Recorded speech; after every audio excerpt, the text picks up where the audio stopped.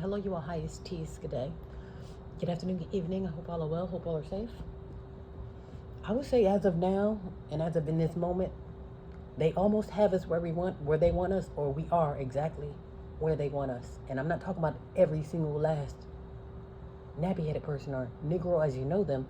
Literally, the majority or the certain caliber of people. And for me, if you want to ask me who these people are, I would say basically anybody who's into hip hop. And I'm not just saying that, oh, just because you have a boombox or just because you appear to be, a hip hopper, you must be a thug. I'm not saying the thug category, even though it could be them too, but this is how you identify it. Pretty much anybody who's into gossip, drama, the hip hop, pretty much the Negro, the typical nigga stuff. Like, oh, the fighting, the world star type of shit. Those type of niggas. I want to say those might be the ones to go first because those are the ones that they're focusing on right now at a time such as this. Literally, with everything collapsing and with hell right around the corner, there's literally a hip hop beef going on right now with your favorite rappers, and it's getting out of hand. Like I said, it was going to happen before it started, or while it was getting more. While everybody was like, "Oh, why ain't J. Cole saying nothing?" And now y'all see why J. Cole is running for the hills. This is why. Because ask me if it's worth it. Even if I'm the best rapper in the world, and the only way to prove it is to rap you out of your pants, I can promise you it's not worth. I don't need that attention. I don't need that type of hell. I don't even need the confirmation. If I know, and two other three people know that I'm the best, then that is what it is. I promise you, I'm not gonna go out my way to prove myself to nobody. Even now, I have yet to switch up my act and change my attitude to satisfy the world. Because at the end of the day, y'all can go to hell, really, which is where you're headed. So it's like, if I'm just talking to a bunch of people that's headed to hell or headed for a brick wall or slippery slope, I'm not going to put sprinkles on it. I can promise you that. So, with that being said, you literally have this hip hop beef going out of control, which somebody might, or if not already, might get hurt. So they say, and I don't know how true it is. I'm only hearing it through the grapevine, and this is why I'm just like, I don't know what to do with y'all niggas. I really don't. So, like I said, if you see me warming up the blender and the guillotine, this is exactly why at a time such as this. If y'all got time, again, if you got time for drama, fighting, chaos, hip hop, bitches, and chaos, if you got time for that, then yes, that's gonna make my job a whole lot easier as to who to throw in the blender and who to slap on that guillotine. You see what I'm saying? So with that being said, like I said, I don't know how true it is because it's not like I'm the perpetrator and it's not like I'm the one that was there. But I guess they say Drake's house or one of his houses got shot up. So I don't know if he was in there. I don't know if anybody got hurt. I don't know if this is just a rumor. But then if he gets shot up, they're gonna look at, oh well, who'd you have a problem with? Oh, Kendrick Lamar? Oh, y'all had a heated conversation or a heated battle, or hey, didn't he throw this at you, or didn't you talk about this? So then now they're looking at Kendrick Lamar, and I'm sure now y'all looking at Kendrick Lamar. Well, damn, did he shoot him? That's what I tell you. Y'all gonna get into it, because niggas can't just have a cordial, even a regular old argument, even a play fight. We're gonna start off as a pillow fight, and then before you know it, now there's bullets flying. There is no playing, there is no art when it comes to chaos and drama. It's gonna always end messy, and it's gonna always end in somebody getting hurt, or everybody getting hurt. You know what I'm saying? So instead of these great rappers coming together to make music to blow the ears of everybody who love music, no. They're going to come together to tear each other down. Like I say, so we'll say we got Kendrick Lamar. So far, there's Kendrick Lamar and Drake. Those are two very great Negro actors, or Negro rappers, and now they're almost on their way out the door. We'll just say they hurt each other. Okay. Now we don't have any more black rappers, as far as the ones that are good, that I would actually sit down and listen to. Kanye flew out the window a long time ago. Kanye's still here. Kanye has flew out the window a long time ago. But Kanye's still here. Kanye has flew out the window a long time ago. Like I remember I told you, like we're getting brought down to zero. You go from being the best people in the world to now you're no good to nobody. I don't even think the earth wants you anymore. That's another thing that was rumored. The earth said it doesn't want any more filthy blood. Which, I mean, with the blender and the guillotine requires blood, but niggas, I tell you. And honestly, I could be. Let me shut up. Because I was gonna say, instead of worrying about the niggas or trying to save the niggas, I could be divesting like how y'all do. F them niggas. I'm gonna go divest, and then therefore I'm gonna die faster than the niggas. But I guess there's no way out. Yeah, but y'all, I'll tell you. Yeah, that's why I say anybody with that hip hop life, and then like I say, and that's another thing too. I would say watch out for the conscious community, because it's your conscious leaders and your conscious people, the people who walk around with the unks and the fist up and Black Lives Matter and all that. Those are the ones that are entertaining hip hop beef. You're for the niggers, but you want your two favorite niggers to come together to kill each other. Oh my goodness! And guess what the battle is about? The battle isn't about, oh hey, you stole my lyrics or you stole my fans. The battle is the dark nigga versus the house nigga, basically. So you got the light skinned nigga who swam here, which is Drake, and then you got the American nigga that was already here, which is Kendrick Lamar. So it's basically two niggas coming together to destroy each other.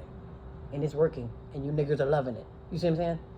And y'all wondering why I'm warming up the guillotine in the blender as we speak.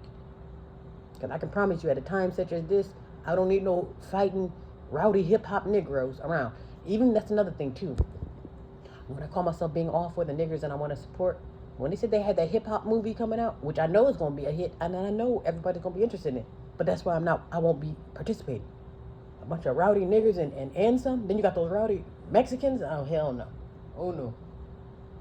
Too many rowdy people, and then that's just a disaster waiting to happen. You got too many people with nothing to lose, or too many people with ready to fight, all in the same building or all in the same section. No, thank you. Yeah, so I'll hear about it afterwards, like I said, and hopefully it's a success. Hopefully everything goes by smooth. But I originally wanted to go. I'll probably wait till it come out on mixtape or something. But I'm not going to go out into theaters or go to any type of event around a bunch of rowdy. And that's literally the environment will be rowdy, because hip hop is rowdy. Oh, I'm a hip hopper, but then you got other people saying I'm a hip hop. You got the Asians, I hip hop, I hip hop. Then you got the Mexicans, we hip hoppers. No, you're not. You see what I'm saying? But then if everybody claimed to be hip hop, everybody want to wear your robe, and then you got all these rowdy people in the same building. No, thank you. I'll wait for it to come out on mixtape. Yeah, but with that being said, literally the things that I see upon waking and upon to my slumber is just like, it's just all chaos from start to finish. And it's like, when you got all this chaos going on, that's not something you want to keep going. I don't want to keep having. I'm not saying you don't have to have chaos. If I bring chaos, this is going to be chaos to clear the madness. And then therefore, once it's cleared, then everybody can say, everybody can woosah, relax now. I'm not going to constantly have crap going on or constantly be flipping tables. I'm going to flip one table because maybe they got the order wrong, but then after that, everything should be smooth. I'm not going to just be I'm literally here for chaos. No, or drama. That's one thing I do not. I can't operate in chaos. If you want to see me spaz out, have a chaotic, and I'm going to be worse than the chaos, because certain things I just can't fathom, and I just can't process in my mind. Because in my mind and in my body requires peace and calm. Like my literally normal being, like the being that has no problems, has a life of calm and just peace and calm. Everything's cool and comfortable. And then therefore my mind, body, and spirit is at ease. No tension or nothing. But when you got craziness and chaos and these tricks and stumps coming through, that's going to mess my head all the way up. So that's why I require everything has to be cool and comfortable. And then therefore I have to stay in my own zone, because I know how I want things. If I go out in the public and I get chaos, then that's probably why I shouldn't be in public, because that's all there is out there is chaos. So literally upon waking, there's literally more rap beef. So you got this rap / hip hop beef. And literally at a time such as I think that's what's blowing me right now. At a time such as this, where they said literally millions of people are getting evicted as we speak. So you got people, more and more tents on the side of, and that's, again, I call myself going for a walk, or calling myself for going out for a glass of milk.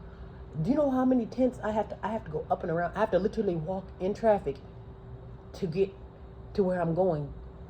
And that's if I'm not driving. And I can't drive either, 'cause the people that are coming into the streets, like literally. The people that are on the sidewalk or live on the side of the road, they'll set up shop right in the middle of the street. I've seen it. So it's like you can't get to where you're going, because the streets and the roads and the sidewalks are flooded with people who are damned to the streets. That's their next destination. Is now you got to live on the streets. Everybody's getting evicted. Nobody can keep up with food and housing payments.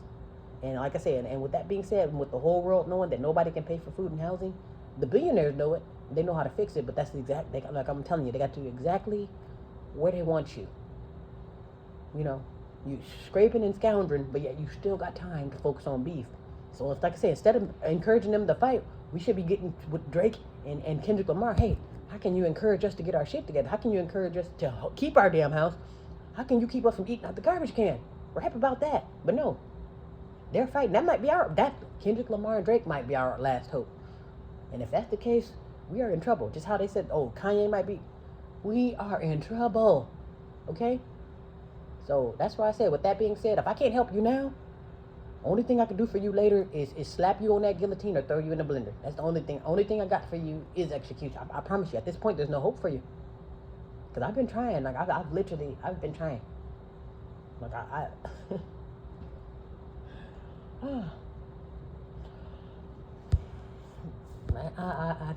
try with the niggas. I really do. Like, literally, my first option is never, okay, well, just get rid of them, or just, you can't do nothing with the niggas, or just damn them to the hood. Like, no, because it's like, there is still some hope in there, because the people that are in these crazy situations that are in these pickles, they're not bad people. Like I say, literally, my whole life, I've started off in the background, and low-key still am, in the background, literally with nothing, and left for dead, and it's like, hey, I'm in the wrong spot. I want more, you know what I'm saying? Like, I'm the queen of the world, you know, so it's like one of those things, like, I'm the, you know, hello, it's me, and you'll be thinking, how the hell are you the queen of the world eating out the garbage? You're literally living on Skid Row, the queen, yeah, that's how, and that's why I can understand, and that's why I can, you know, because I'm in on the inside, I understand, so I can understand how you go from being CEO to eating out the garbage can, or how you go from knowing that you're the CEO, and you're the employee at the business that you own. That's me. You see what I'm saying? If I'm the owner of a major corporation and I'm getting paid employee wages, and that's if I get lucky enough to get paid, that's literally has been my whole life struggle. It's like I literally feel like you're wearing my robe and somebody's in my, you know what I mean? Like I'm outside eating out the garbage cans while you're inside in my house. You see what I'm saying? That's how I felt my whole life. So that's why I can understand. But at the same time, you can only help those who want to be helped. Only those who realize that, hey, you're in a trap and you're in a bubble, and it's like, you got to really step back and smell the roses on what's really going on. Because it is a trap. And I'm thinking that trap is encouraging Drake and Kendrick Lamar to fight. Wow, there's much more going on than some damn fight. Even if it's a legit fight. Or he stepped on my shoe, or he stole my lyrics. Okay, he stole your lyrics, but guess what? Y'all still are great. Come together and do a remix. I'm going to do a remix of you. I'm going to steal your lyrics with my bars. They don't know how to. People are not clever anymore. Like I say, y'all substance have flew out the window. Nobody's clever anymore. Nobody use their brains anymore. And it's like, I don't know if we are possessed, or if we've been under a spell, we've been poisoned. I don't know what it is, but it's like we all have that sick. It's like we just got a blank stare. We only want drama. Where's the chaos? Where's the bitches? And like, that's all we know. Who can, you know what I mean? It just, I don't understand it. And like, I don't know if you feel like it comes with the territory, or you gotta have a 40 in your hand, or you gotta have the women, you gotta have the cars. But it's like, that's called being typical. What is it that you really want? What do you want besides this typical stuff? Besides getting shot at the club, besides not being able to go no damn where because y'all niggas don't know how to act, what else do you want out of life? Literally, before I warm up the guillotine, what else would y'all want out of life other than death? Come on. This cannot be your purpose in life. Literally, to be here to terrorize the world and to just to end up on the guillotine. I refuse to believe that. Literally, I've been taught. Oh, you're literally. Y'all don't hear me what I say. I literally was brought up, literally from the womb up until now. My life story was written for me. You're just supposed to be this, and that. You are a this, and that. That's literally what I'm told. My ears can't even fathom what are you talking about? You're supposed to be this, and that. You're supposed to be on. I'm supposed to be strung out on drugs. I'm not saying I'm not on drugs, but I'm not strung out. Well, I guess I'm not on drugs, but I could be. But literally, like I say, upon growing up, okay, here, these drugs are for you, whether you need them or not. This is for you to condition you to be who you're set to be in your adult life, which is on drugs, on the side of the road, and perhaps really supposed to be dead, but if not, at best, you should be strung out on drugs, not doing anything with yourself, not wanting to use your brain, not using your creativity, not being more in life. Like I said, because they can tell me I ain't shit all day, but I'm telling me it. That's why I am telling me I am, because I know there's obviously something about me. Because if I'm just supposed to be strung out, or if I'm just a piece of shit, you're not going to waste your time or money on me. I'm just going to be that piece of shit on the side of the road. But I'm obviously much more than that, which is why I'm reading in between the lines. I'm not as foolish as I appear or sound. You see what I'm saying? So it's like, if somebody come with me, the attacks are actually for me. I'm like, when I get the attacks, I'm thinking like, wow, I must be a big deal. These people are going hard and they're spending big money, and I'm watched from afar, from high and low. And like I say, for me, from the naked eye, I'm thinking like, well, it's just little old me. But no, to them, like, no, you're very powerful. You really are the queen of the world. So that's why I'm like, what happened to our cleverness? We're too clever to literally just sit back and literally be here to be the terrorist and just to end up on the guillotine. We're not here just for death. And if anything, we should be the one issuing out the death sentences. Because we are the one that has been knocked off our pedestal. You see what I'm saying? So if anybody gonna be eliminating the numbers, it should be us. But it's not. It's the other way around. Like now they're wearing your robe, and then now they're getting rid of you. So that's what I'm saying. If you fall into that trap, I would hate to be the one warming the guillotine up on you. But if it gets to the point where you get in my way, or if you're starting to slow me down, or you become my problem, to where Biden is problem number 5 and you're problem number 1, 2, 3, and 4, then I'm gonna be looking like, well, hey, hello. I am gonna try to wake you up first, but I have no problem warming up the guillotine.